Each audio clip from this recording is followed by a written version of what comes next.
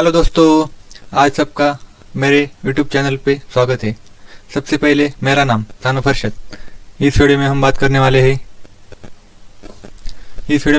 वाले हैं physiology of respiration या मैकेनिज्म ऑफ रेस्पिरेशन। सबसे पहले प्लीज मेरे चैनल को सब्सक्राइब करो, फॉलो करो, लाइक करो और शेयर करो। ये इंपॉर्टेंट क्वेश्चन है, ये 15 मार्क को आता है, 15 मार्क क्वेश्चन आता है। रेस्पिरेशन, मैकेनिज्म ऑफ रेस्पिरेशन एक क्वेश्चन पूछा जा सकता है। इसके पहले वीडियो में हमने देखा है कि रेस्पिरेशन क्या होता है, उसके टाइप कितने हैं, क्लासिफिकेशन, ये सब हमने देखा है इससे पहले वीडियो में। इस वीडियो में हम देखेंगे उसका फिजियोलॉजी। ठीक है, चलो शुरू करते हैं। प्लीज लाइक करो, सब्सक्राइब करो और फॉलो करो।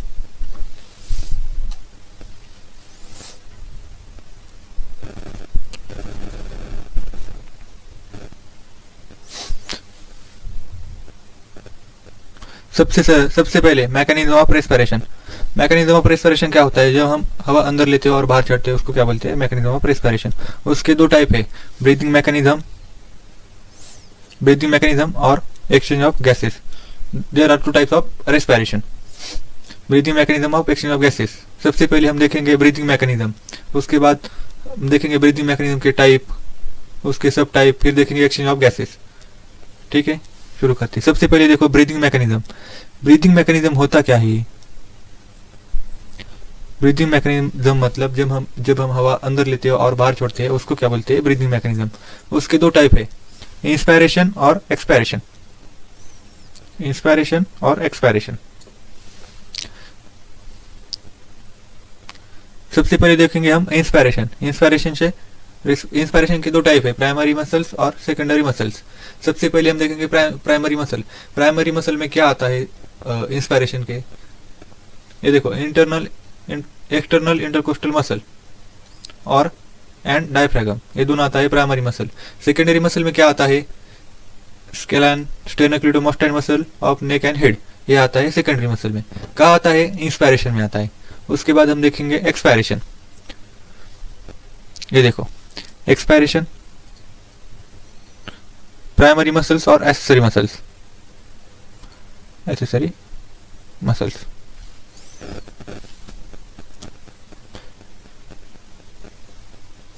प्राइमरी मसल्स में क्या आता है? इंटरनल इंट्राकोस्टल मसल्स और डायफ्रागम। और एक्सेसरी मसल्स में क्या आता है? रेक्टम, ऑब्लिक मसल्स और एब्डोमिनल ट्रांसवर्स मसल्स, ये आता है एक्सेसरी मसल्स में। उसके बाद देखो exchange of gases. Exchange of gases में क्या आता है? एक्सटर्नल रेस्पिरेशन और इंटरनल रेस्पिरेशन, ये इंपॉर्टेंट है। सबसे पहले ब्रीथिंग मैकेनिज्म देखो, हम आप डिटेल में देखने वाले हैं ब्रीथिंग मैकेनिज्म क्या होता है। देखो,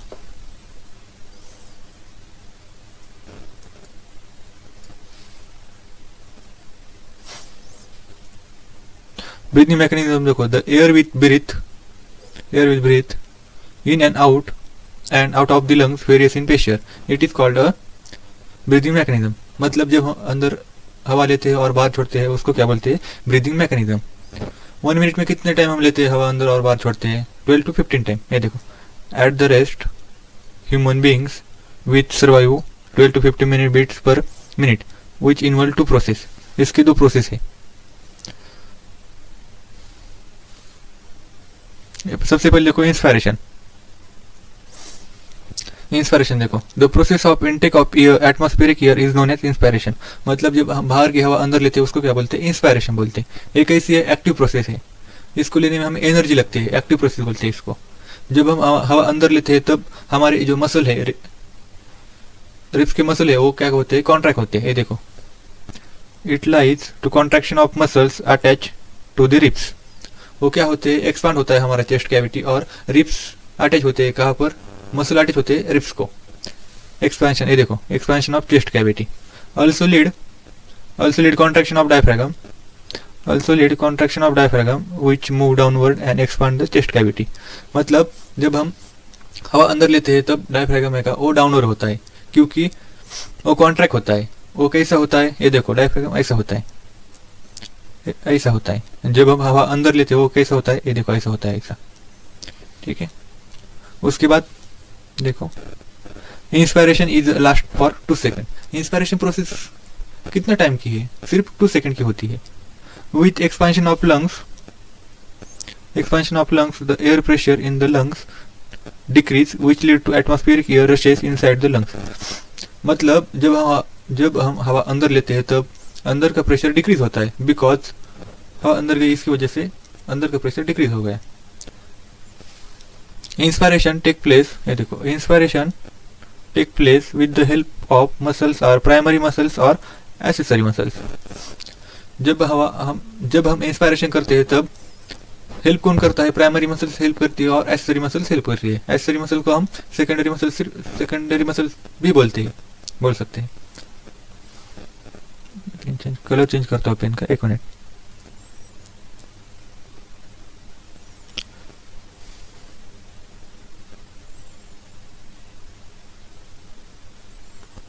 प्राइमरी मसल्स देखो, प्राइमरी मसल्स में मैंने पहले क्या बताया था, इंस्पायरेशन में प्राइमरी मसल्स में क्या क्या आता है? एक्सटर्नल इंटरकोस्टल मसल्स और डायफ्रागम. और एसेसरी मसल्स में क्या आता है? Scalene, sternocleidomastoid muscles of neck and head. ठीक है. उसके बाद देखो एक्सपायरेशन. यहाँ तक समझ में आया? फिर एक बार बताता हूँ आपको मैकेनिज्म ऑफ रेस्पिरेशन. इसके 2 टाइप है, ब्रीदिंग मैकेनिज्म और and exchange of gases. Breathing mechanism में इंस्पायरेशन और एक्सपायरेशन. हमने क्या देखा अभी? इंस्पायरेशन देखा. इंस्पायरेशन में क्या क्या होता है? हम हवा अंदर लेते हैं, हवा अंदर लेने के बाद हमारी चेस्ट कैविटी की साइज इंक्रीज होती है, मसल कॉन्ट्रैक्ट होता है, एक्सटर्नल इंटरकोस्टल मसल कॉन्ट्रैक्ट होती है एंड डायफ्रागम कॉन्ट्रैक्ट होता है. ठीक है, यहाँ तक समझ में आया? उसके बाद देखो एक्सपायरेशन. एक्सपायरेशन क्या होता है? It is expansion of air from the lungs. मतलब जब हमने हवा अंदर ली है, वो जब बाहर निकलती है उसको क्या बोलते हैं? एक्सपायरेशन बोलते हैं. ये कैसी है? पैसिव प्रोसेस है. हमें हवा अंदर लेने में एनर्जी लगी, लेकिन बाहर छोड़ते वक्त एनर्जी नहीं लगती. ये क्या है? पैसिव प्रोसेस है. जब हम हवा बाहर छोड़ते हैं तब हमारी चेस्ट कैविटी डिक्रीज होती है, डायफ्रागम नॉर्मल पोजीशन को आता है, रिब्स अपनी जगह पर आते हैं. उस वहाँ तक क्या होता है? इंटरनल इंट्राकोस्टल मसल्स कॉन्ट्रैक्ट होती है और एक्सटर्नल इंट्राकोस्टल मसल रिलैक्स होती है. ये देखो, it is the expansion of air from the lung. मतलब लंग्स के बाहर हवा निकल जाती है. It is a passive process. It occur when size of thoracic cavity decrease, pressure increase. Thoracic cavity decrease होती है तो प्रेशर इंक्रीज होता है. This is the external intracostal muscle relax होती है. देखो अभी मैंने बताया आपको, एक्सटर्नल इंटरकोस्टल मसल्स रिलैक्स होती है and internal intercostal muscles get contract होती है. जब भी हम हवा अंदर लेते हैं, इंस्पायरेशन करते वक्त एक्सटर्नल इंटरकोस्टल मसल्स कॉन्ट्रैक्ट होती है. वही एक्सपायरेशन के वेळेस एक्सटर्नल इंटरकोस्टल मसल्स रिलैक्स होती है. ठीक है. As a result rib are pulled inward. Rib inward और and thoracic cavity decrease. Normal position को आता है चेस्ट हमारा. It is also inward. यहाँ प्राइमरी मसल होते हैं और एक्सेसरी मसल होते हैं. प्राइमरी मसल्स में क्या क्या होता है? Internal इंट्राकोस्टल muscles. एक्सपायरेशन में या इंस्पायरेशन में क्या है? हम कंफ्यूज हो जाते हैं. इंस्पायरेशन में क्या याद रखना है? External intracostal muscles. और एक्सपायरेशन में क्या याद रखना है? इंटरनल इंट्राकोस्टल मसल्स कॉन्ट्रैक्ट होती है. एक्सेसरी मसल्स में क्या आता है? Rectum, abdominal, transverse muscles, oblique muscles, ये आता है एक्सेसरी मसल्स में. हम देखने वाले हैं exchange of gases. Exchange of gases देखने से पहले अभी हम ये डायग्राम देखते हैं. 1 मिनट.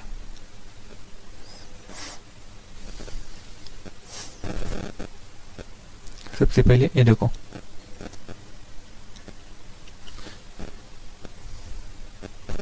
ये क्या है? एल्वेलाई, मतलब लंग्स. हमने इंस्पायरेशन किया, हवा अंदर आई, कहाँ आई? लंग्स में आई. लंग्स से कहाँ गई? वो एल्वेलाई तक आई.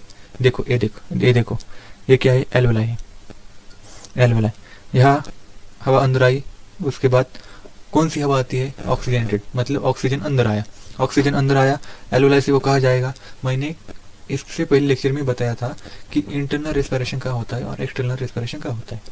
External respiration alveoli and blood capillary में होता है और इंटरनल रेस्पिरेशन टिश्यू या ब्लड कैपिलरी के बीच में होता है.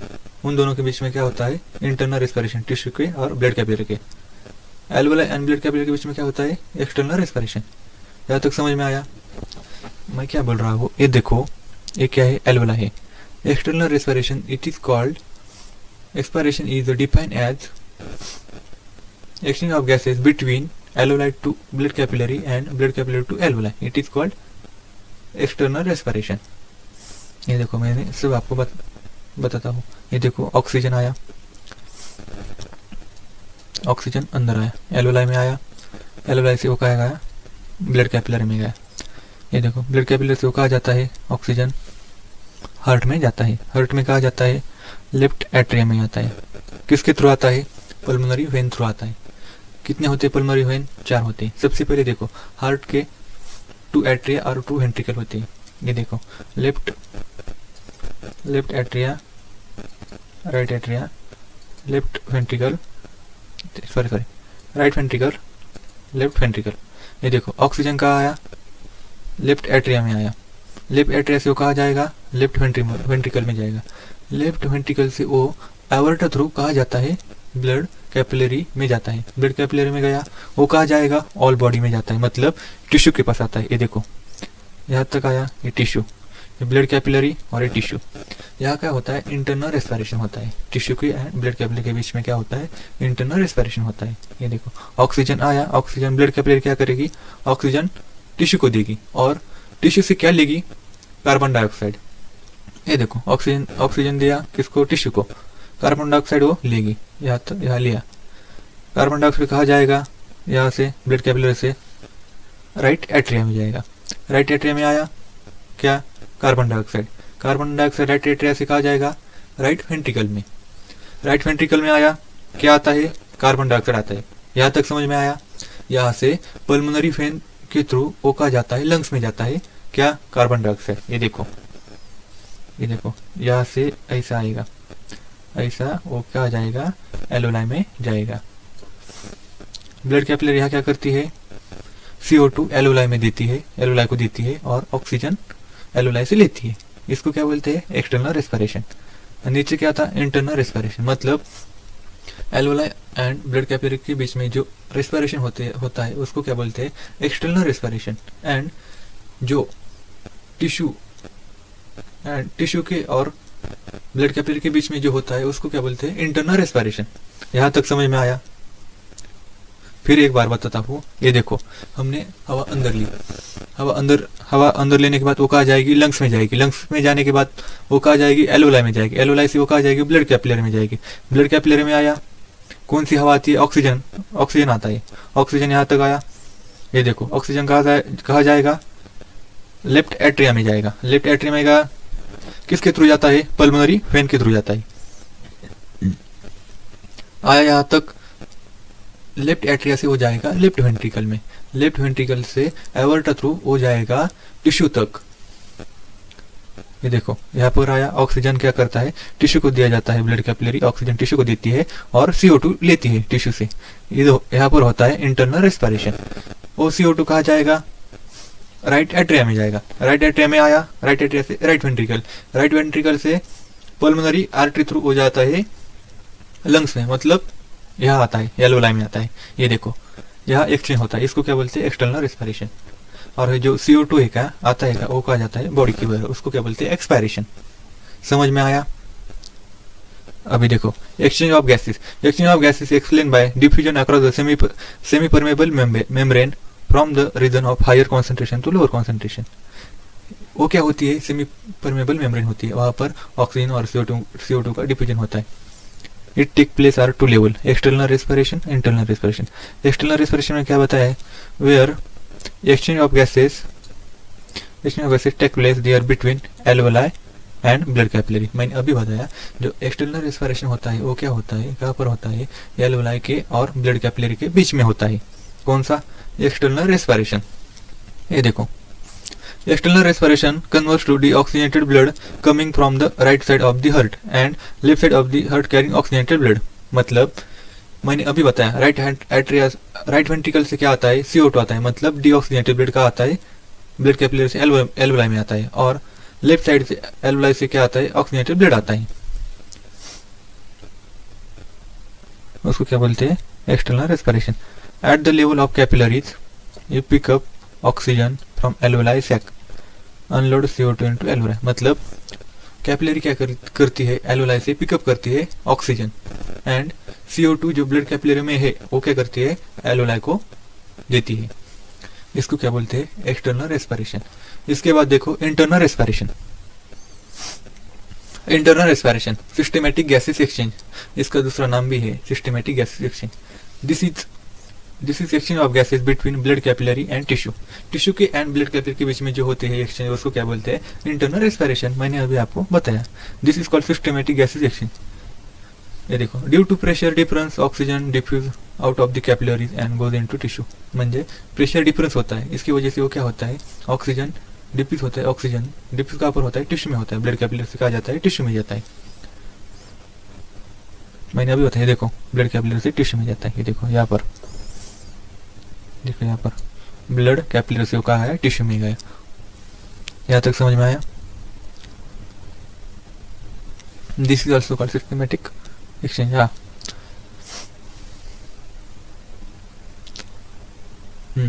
Oxygen diffuse from the blood.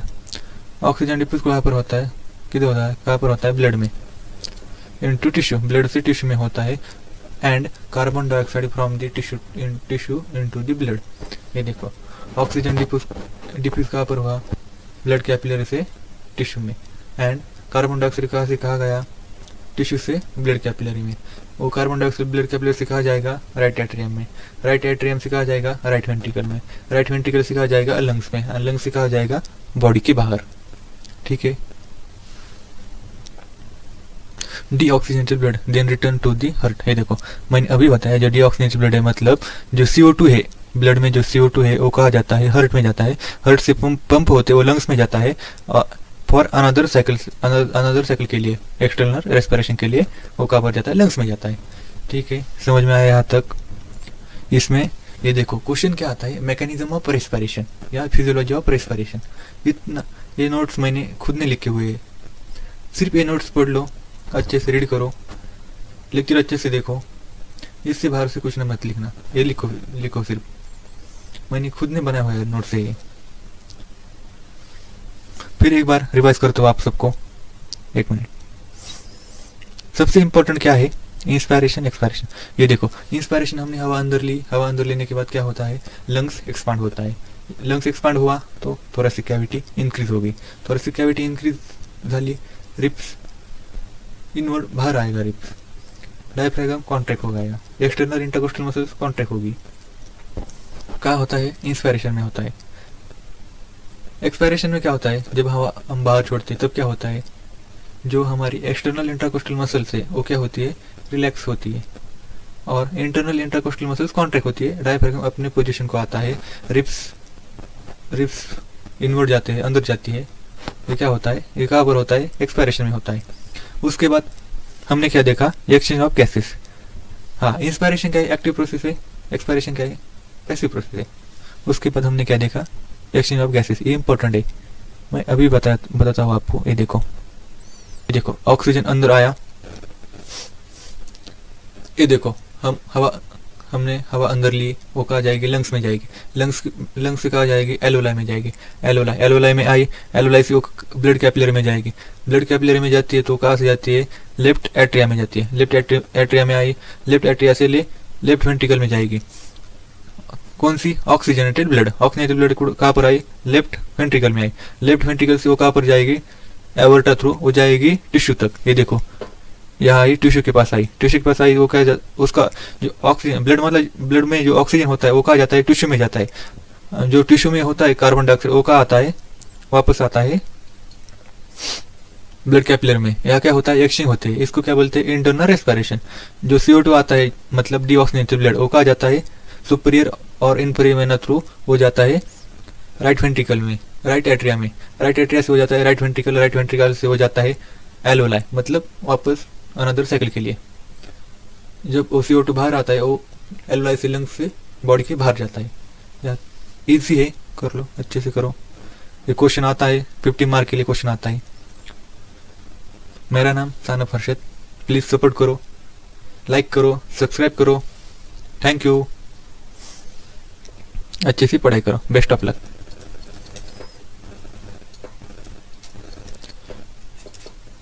Thank you, bye bye. सिर्फ ये कर लो, सब्सक्राइब करो, बाय।